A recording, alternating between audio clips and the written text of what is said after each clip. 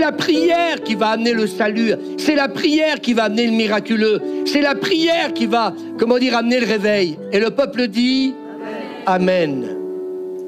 Venez nous retrouver quand on est avec les églises. Donc, EGC, venez nous retrouver quand vendredi soir on sera à l'église Saint-Pierre. Oui, en fait, il y a un groupe catholique qui va nous conduire dans la louange. C'est une soirée de louange. Est-ce qu'on peut dire Amen? Et quand ils nous ont invités, c'est pas le groupe de l'église qui va donc nous amener dans la présence de Dieu, mais c'est Grégoire, un ami catholique, avec un groupe qui va nous conduire dans la louange. Donc c'est une soirée de louange, une soirée de gens heureux. Oh, il nous invite à aller à une réunion. Non! Foutez-moi ça à la poubelle. Avec nos frères catholiques et protestants, on va louer le Seigneur. Alors s'il vous plaît, essayez de comprendre ce qu'on est en train de vivre. Plusieurs pasteurs nous disent, mais vous êtes privilégiés d'avoir des relations avec la municipalité, que vous faites partie d'un collectif, mais parce qu'on se donne les moyens, mes amis, pour avoir cette notoriété et être reconnu et être accepté et être apprécié. Alors mes amis, j'ai envie de vous dire, persévérons dans la prière. Et vers la fin des années 30, Allen accepta un poste de pasteur dans le Colorado.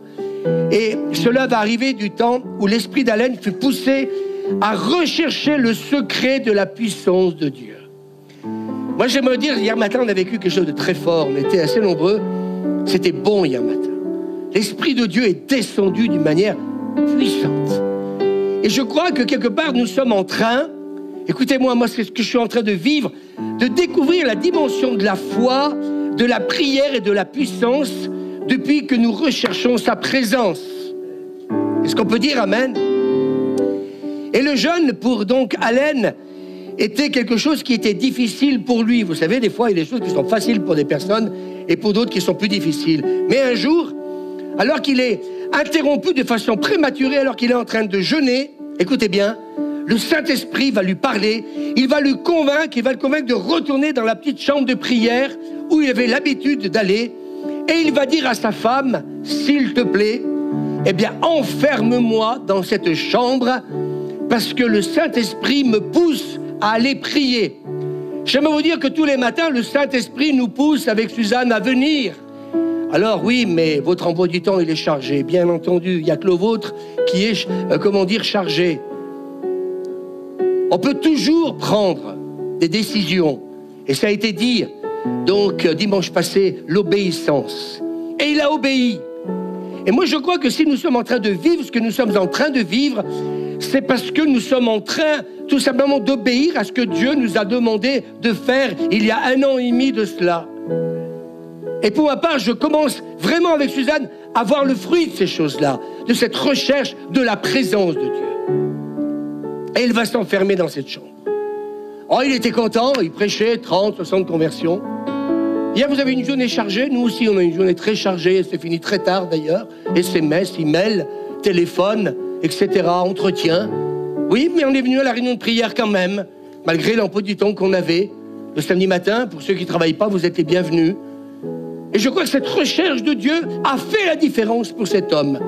Et quand il s'est enfermé dans sa chambre, qui c'est qui veut être utilisé par le Seigneur?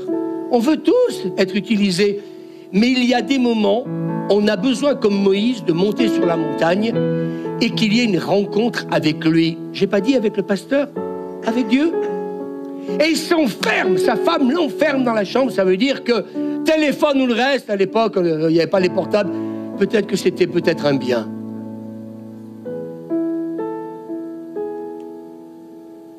Je suis pas contre le mondialisme, j'en ai un. Ce que j'aimerais m'en passer, je reçois de plus en plus des SMS. Hier encore, j'ai reçu une SMS encore du Canada, il a fallu répondre, etc. Mais en même temps, je suis en train de vous dire, il se passe quelque chose. Il y a une faveur qui est là, on va tout raconter. Mais Allen rapporte son expérience en ces termes.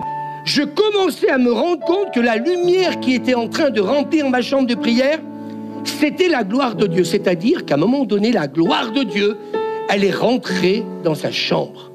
Vous savez pourquoi? parce qu'il s'appelait Alain Alonso. Non, c'est parce que, tout simplement, c'était un homme de la présence de Dieu, un homme de prière. Et le peuple dit Amen. Je ne veux plus, pour ma part, exercer le ministère sans être loin. Quand j'ai vu Marcel le week-end passé, pourtant on connaît avec Suzanne, je dis Seigneur, on ne peut pas continuer à prier pour les malades, on ne peut pas continuer à prêcher, à vivre des choses sans qu'il n'y ait pas une démonstration d'esprit et de puissance. Est-ce qu'on peut dire Amen? Et c'est pour ça que nous cherchons Dieu comme jamais. Parce que moi, ce matin, Françoise, je ne veux pas simplement que les infirmières de l'église arrivent. Et c'est ce qui s'est passé dans un premier temps. Merci Myriam. Mais moi, je voulais que Dieu agisse. Et peut-être que dans le passé, eh bien, j'aurais pu dire, eh bien, tiens, il y a nos infirmières qui sont en train de s'occuper de Françoise. Non, la moutarde m'est montée au nez. L'évangile, c'est une puissance de Dieu. Et si au milieu de nous, il ne se passe pas le miraculeux, si au milieu de nous, il n'y a pas des interventions divines, des prières exaucées, que ce soit autant pour Jérémie que pour Nicole. Et quand on a prié avec Nicole, il y a quelque temps derrière avec Étienne, eh bien, j'ai tout simplement, qu'est-ce que j'ai dit à Nicole?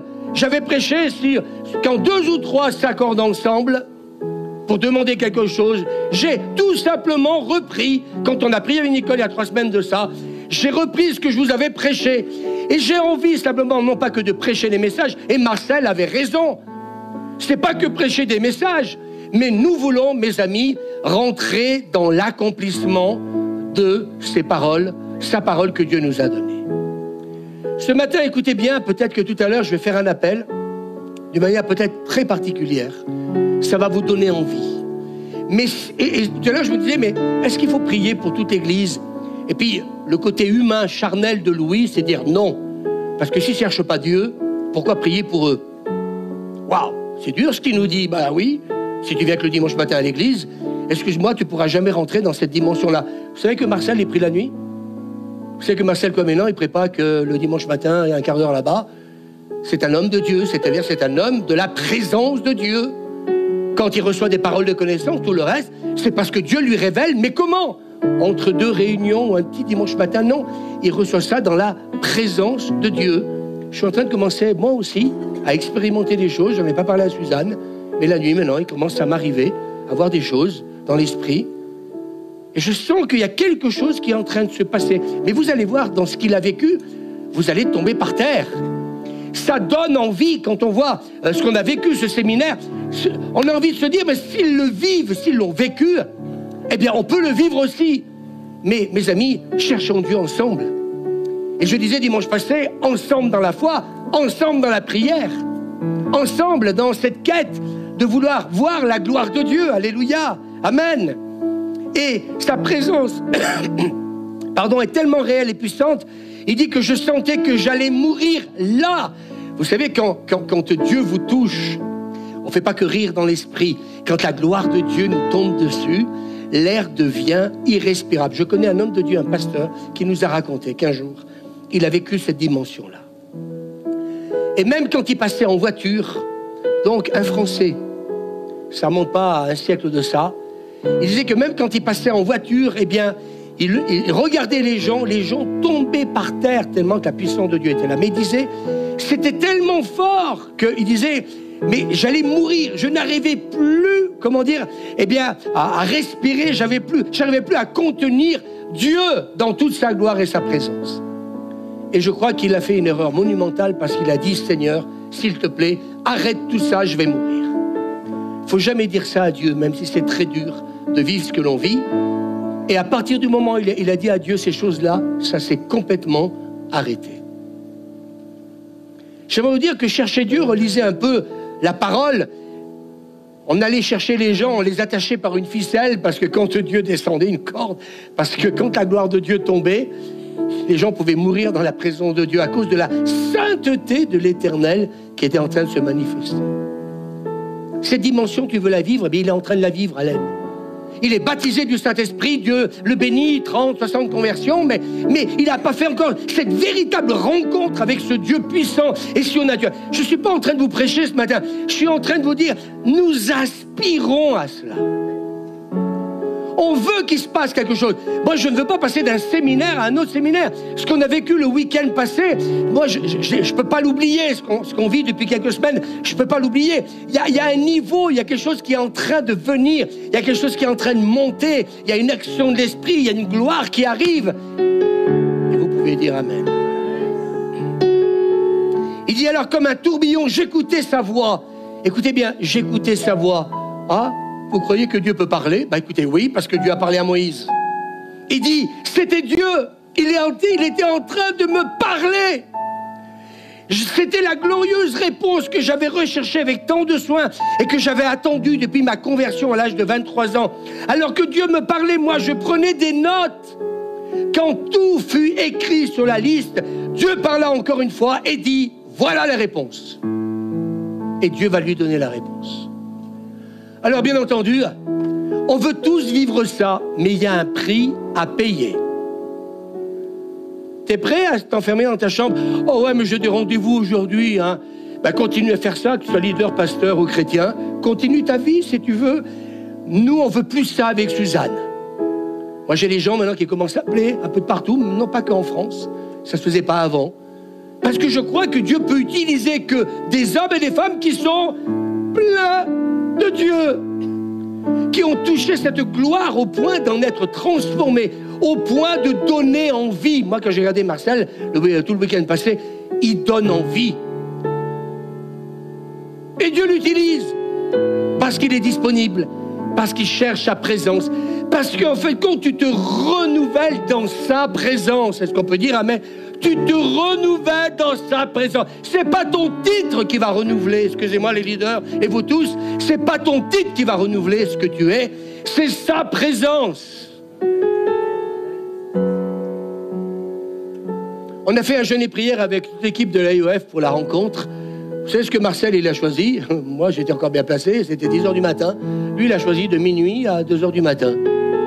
Vous auriez choisi, vous, minuit, 2h du matin? Il y en a d'autres qui ont prié après de 2h à 4h, d'autres de 6h à 8h. Mais mes amis, quand tu veux voir la gloire de Dieu, tu payes le prix. Tu cherches le Seigneur. Et voilà la réponse de Dieu quand tu auras mis sur l'autel, écoutez bien, deux mots importants. Il dit quand tu auras mis, parce qu'avec Dieu, tout est conditionnel quand on veut vivre le réveil et être un instrument entre ses mains. Il dit quand tu auras mis sur l'autel de la consécration et de l'obéissance, alors, mes amis, la dernière chose écrite sur ta liste, non seulement, écoutez bien, tu guériras les malades, mais en mon nom, tu chasseras les démons. Tu verras beaucoup de miracles puissants alors que tu prêcheras en mon nom la parole. La réponse, elle est venue. Elle est venue pourquoi? Consécration et obéissance, et c'est ce qu'on a entendu le séminaire passé. Une dame va se présenter, écoutez bien, et moi j'étais bouleversé. Et là je dis, Seigneur, on ne peut plus continuer comme ça. On veut chercher sa présence. On veut crier à Dieu pour dire, Seigneur, cette visitation que cet homme de Dieu a vécue dans sa chambre, baptisez-le du Saint-Esprit. Les leaders, on parle en langue, ah oui, mais bon, c'est pas suffisant, parler en langue. Il avait besoin d'un baptême de feu. Il avait besoin d'un baptême de puissance. Et ça, il l'a acquis parce qu'il avait une vie de prière. Et que là, je dirais, l'aboutissement de cette recherche de Dieu a fait qu'un jour, Dieu a vu son cœur et Dieu lui a dit maintenant, par le Saint-Esprit, écoutez bien, enferme-toi maintenant parce que je vais te rencontrer et je vais te parler pour la suite donc de ta vie. Je dois dire ce matin, je ne veux pas terminer ma vie comme je l'ai commencé.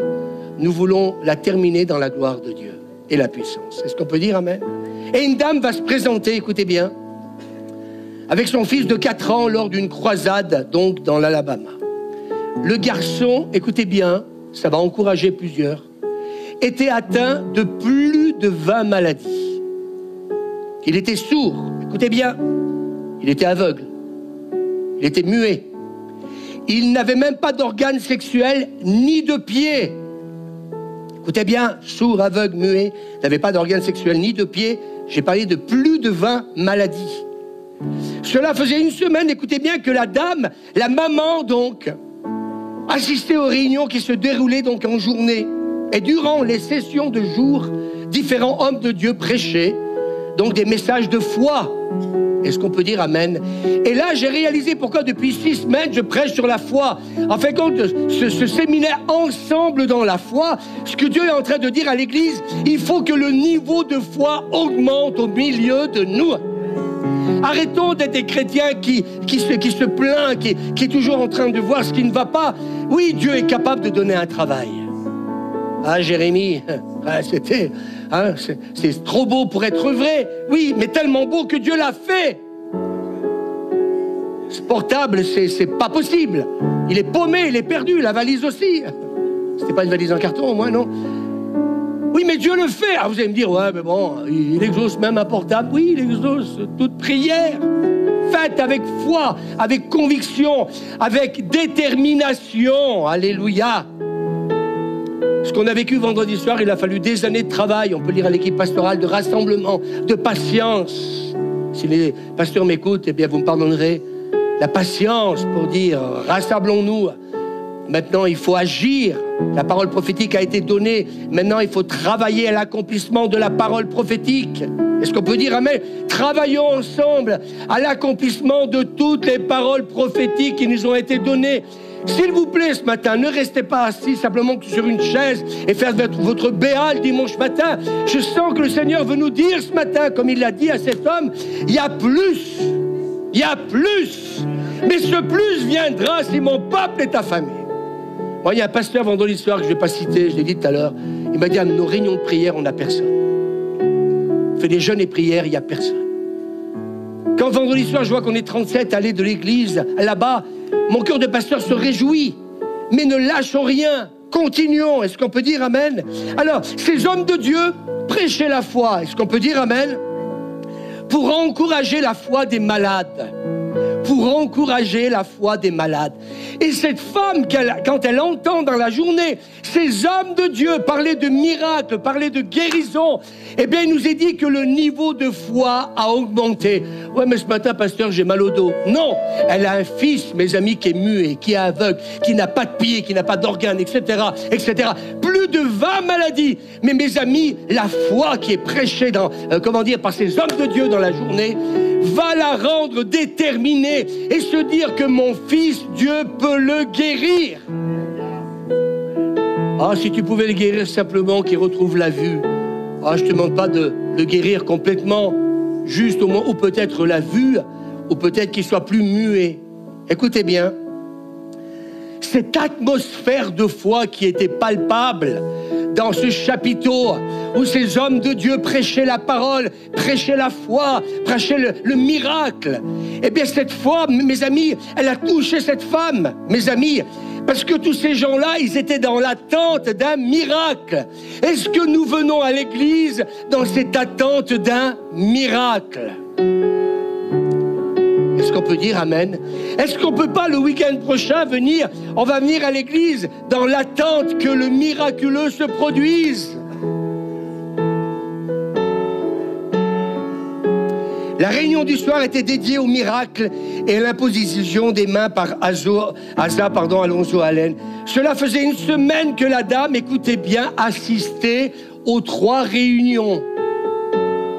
Parce que quelque chose a été semé en elle. La parole a produit la foi pour son fils. Et elle est là, je lâcherai rien. Toi, tu viens une fois de temps en temps, tu as fait ta béat, tu es content? On va pas aller loin avec ça. Je vais pas ce matin me faire des amis, mais je m'en fous. Je prêche la parole de Dieu parce que les premiers chrétiens, ils persévéraient dans la prière. Alors après, je suis malade, j'accepte ma maladie, j'accepte. Je veux plus accepter, moi, les choses dans ma vie. Cette nuit, Suzanne était malade, elle a toussé comme jamais elle a toussé. Je lui ai dit, pétard, mais il y en a un qui nous fatigue, là. Puis là, ce matin, vous l'entendez tousser? Je crois que nous vivons le fruit de cette atmosphère de Dieu, de sa présence dans nos vies. Le miracle ne vient pas comme ça, il vient parce que tu es déterminé, parce que tu n'acceptes pas les choses. Alors bien sûr, les pensées viennent, c'est peut-être le Covid, tout de suite. Et puis tu dis au diable, va voir ailleurs si j'y suis. L'évangile, c'est une puissance. Et puis ce matin, elle tousse pas, alors que cette nuit, j'ai failli dire à ma femme, oh, arrête Suzanne, j'arrive plus à dormir, j'entends plus. Est-ce que j'ai fait ça? Bien sûr que non.